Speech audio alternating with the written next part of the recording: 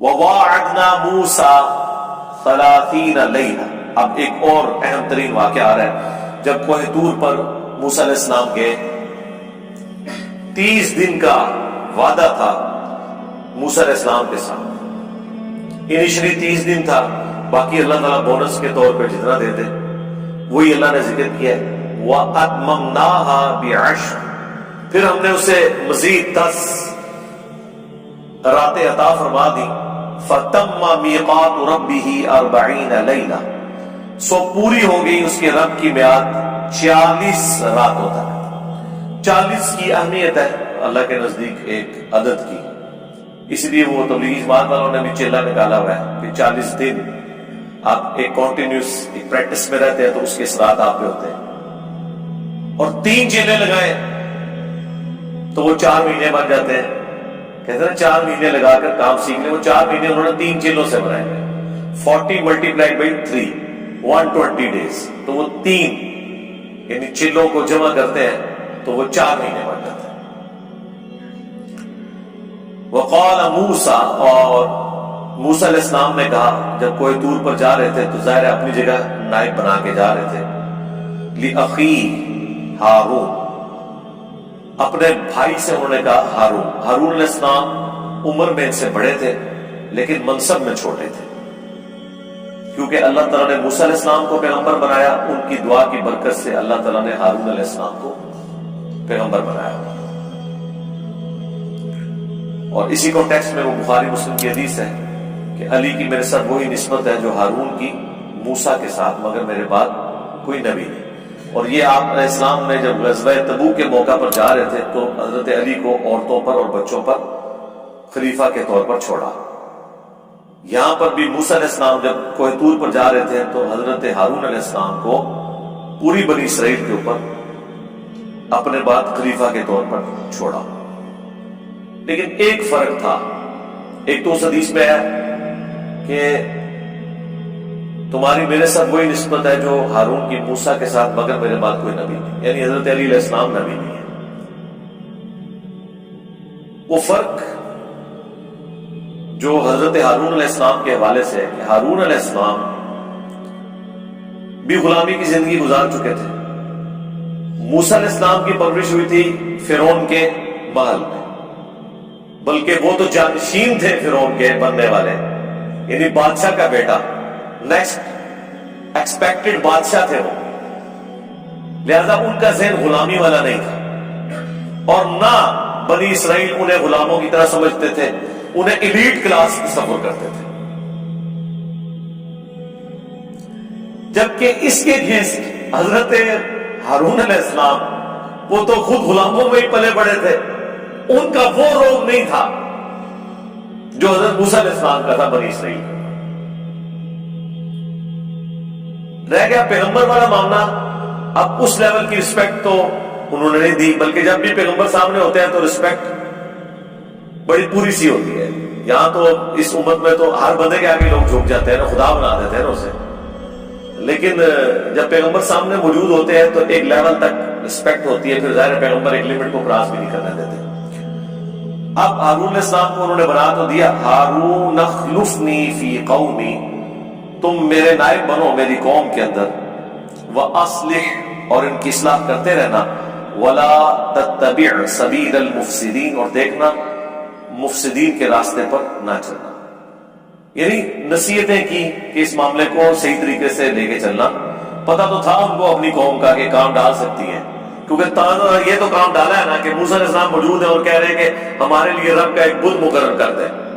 تو موسیٰ علیہ السلام کو یہ تو ٹینشن ہوگی نا کہ میں جان کر پیچھے کے کام پاڑ گئے، میری موجودگی میں انہوں نے اتنا بڑا کام ڈالا ہے تو یہ کوئی اور کام ہی نہ ڈال دیں.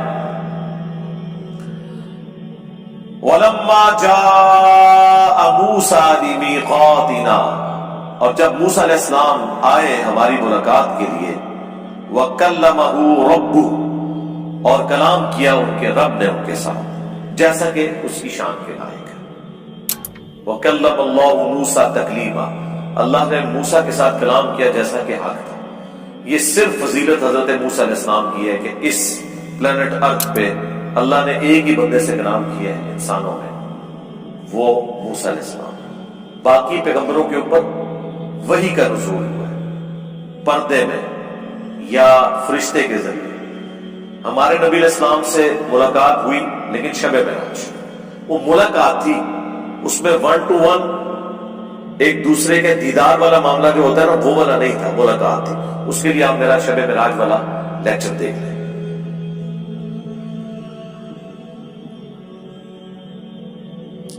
اب جب ملاقات ہوئی تو ان کے رب نے جب ان سے کلام کیا تو ظاہر ہے 40 دن تک آپ کی اللہ کے ساتھ گفتگو ہو رہی ہو۔ اب یہ گفتگو کا موڈ کیا تھا؟ جیسے ایک انسان دوسرے سے بولتا ہے جس میں الفاظ ہوتے ہیں، آواز ہوتے ہیں، نہیں، اس کی کیفیت نہیں بیان ہوئی۔ تو اب اتنا عرصہ بندہ 40 دن تک باتیں کرتا رہے تو فرینکنس کا لیول آپ سوچ سکتے ہیں۔ تو انہوں نے عرضی ڈال دی ساتھ، قال ربی ارنی انظر الیک، کہا میرے رب میری خواہش ہے تو مجھے اس قابل کر دے کہ میں تجھے دیکھ لوں۔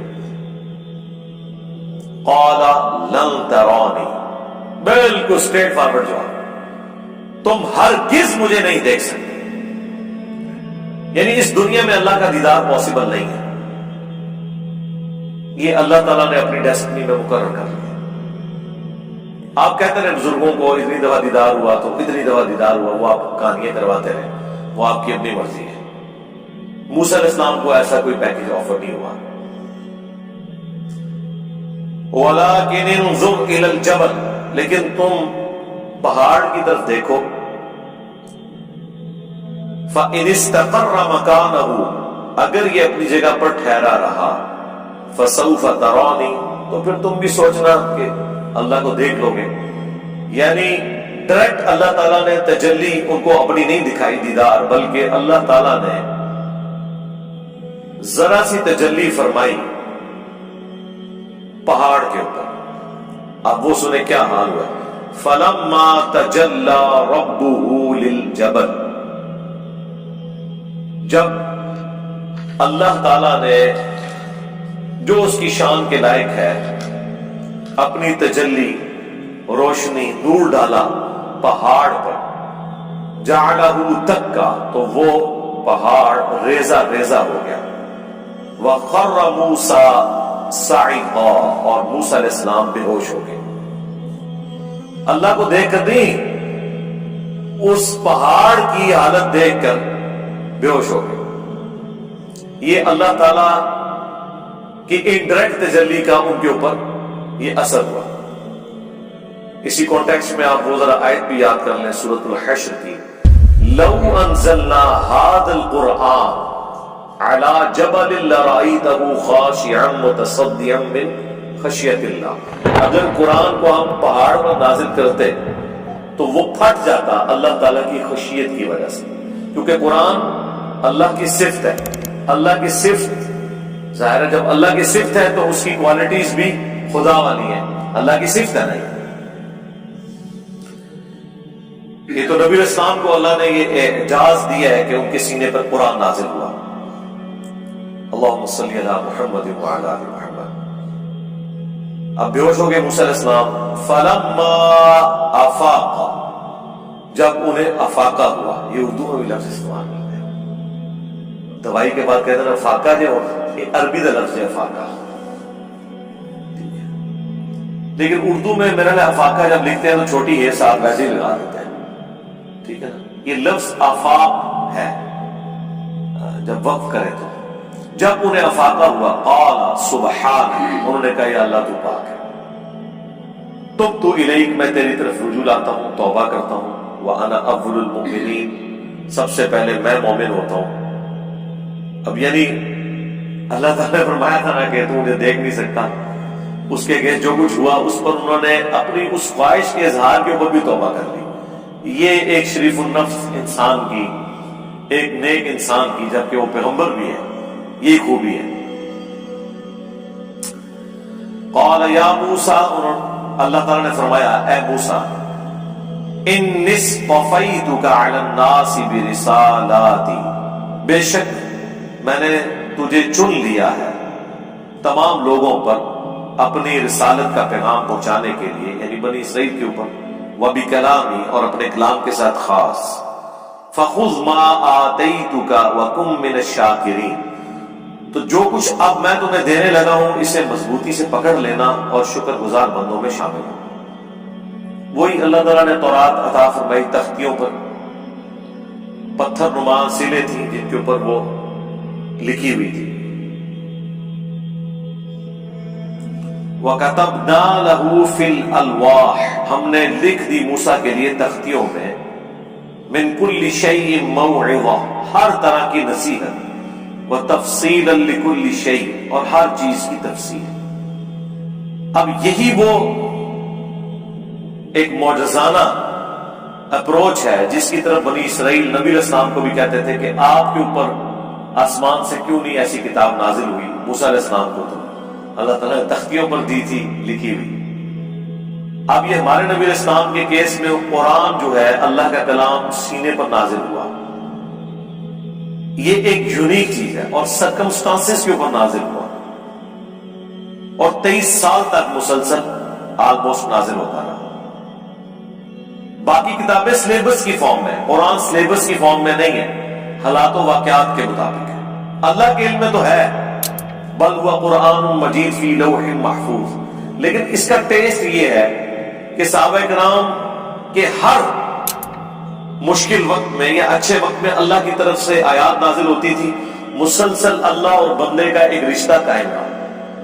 یعنی غزوہ بدر کی کمنٹری آئی ہے سورۃ الانفال میں، غزوہ احد کی کمنٹری سورہ آل عمران میں، غزوہ خندق کی کمنٹری سورہ الاحزاب میں، غزوہ تبوک کی تفصیلی کمنٹری سورہ التوبہ میں۔ اس کے علاوہ بھی حالات و واقعات کے مطابق قرآن نازل ہوتا تھا، کوئی غلطی ہوئی ہے تو اس کی ریمیڈی آ گئی ہے۔ یہ ایک جو خوبی تھی نا، اس کی وجہ سے ایک یہ بانڈ بڑا مضبوط ہے، اور نبی اسلام کی یہ خوبی اگلی کتابوں میں بھی رپورٹ ہوئی تھی۔ آج بھی آپ جو انجیل مقدس ہے، جو تورات اور انجیل کا ایک سمجھ لیں اکٹھا انہوں نے انارکلی لاہور بائبل سوسائٹی نے پرنٹ کی ہوئی ہے، اس میں بھی آپ جو گاسپل آف جان ہے، یوحنا کی انجیل، وہ والا جو چیپٹر ہے، اس میں آپ چیپٹر نمبر 18 میں چلے جائیں تو وہاں پہ حضرت عیسیٰ علیہ السلام نبی علیہ السلام کی جو خوبی بیان کرتے ہیں۔ اسی طریقے سے موسیٰ علیہ السلام جو خوبی بیان کرتے ہیں ڈیٹرونومی میں، وہ یہی ہے کہ اللہ تعالیٰ ان کے منہ میں اپنا کلام ڈالے گا۔ اب یہ اس زمانے میں ایک بڑی یونیک چیز تھی کہ یہ نہیں ہوگا کہ تختیوں میں لکھے، اللہ تعالیٰ ڈائریکٹلی اس بندے کے اوپر قرآن نازل کریں گے۔ یہ آپ کی خوبی رپورٹ ہوئی ہے۔ تو یہاں پر تختیوں پہ لکھی ہوئی وہ دی جس میں ہر طرح کی نصیحت لکھی تھی۔ فَخُذْهَا بِقُوَّةٍ، تو اے موسیٰ علیہ السلام مضبوطی سے اسے پکڑ لو، وَأْمُرْ قَوْمَكَ، خود بھی پکڑو اور حکم دو اپنی قوم کو، يَأْخُذُوا بِأَحْسَنِهَا، وہ پکڑ لیں اس کی اچھی باتوں کو۔ یعنی اس میں جو بھی باتیں، ساری باتیں اچھی، لیکن اس کا بھی جو سب سے بہترین پہلو ہے نا، اس کی طرف وہ ایمفسائز کریں۔ سَأُرِيكُمْ دَارَ الْفَاسِقِينَ، ان قریب میں تمہیں دکھاؤں گا نافرمانوں کا شہر یا ان کے رہنے کی جگہ۔ اب اس سے مراد یعنی ان قریب تمہیں شام تک پہنچا دوں گا جہاں پر اس وقت نافرمان لوگ آباد ہیں، اور الٹیمیٹلی اللہ تعالیٰ تمہیں فتح دے گا کافروں پر، اور سرزمین شام جو حضرت ابراہیم علیہ السلام کا مسکن ہے وہ تمہیں واپس مل جائے گی۔ لیکن وہ تو پھر آپ کو پتہ ہے جو کچھ ہوا، جہاد سے ہی منکر ہو گئے، پھر 40 سال تک کے لیے اللہ نے سرائے سینہ میں انہیں بھٹکنے دیا۔ پھر وہاں جو نئی نسل پیدا ہوئی، انہوں نے پھر اس وقت جو پیغمبر تھے یوشع ابن نون، ان کی سرکردگی میں جہاد کیا اور اللہ تعالیٰ نے پھر کامیابی دی۔ بل موسیٰ علیہ السلام تو اسی دوران سرائے سینہ میں ہی فوت ہو گئے۔ آپ سے پہلے حضرت ہارون علیہ السلام بھی فوت ہو گئے، ان کی قبریں اسی صحرا میں بنی، کوئی وضاحت نہیں بنا چاہیے۔ ہاں وہ گمنام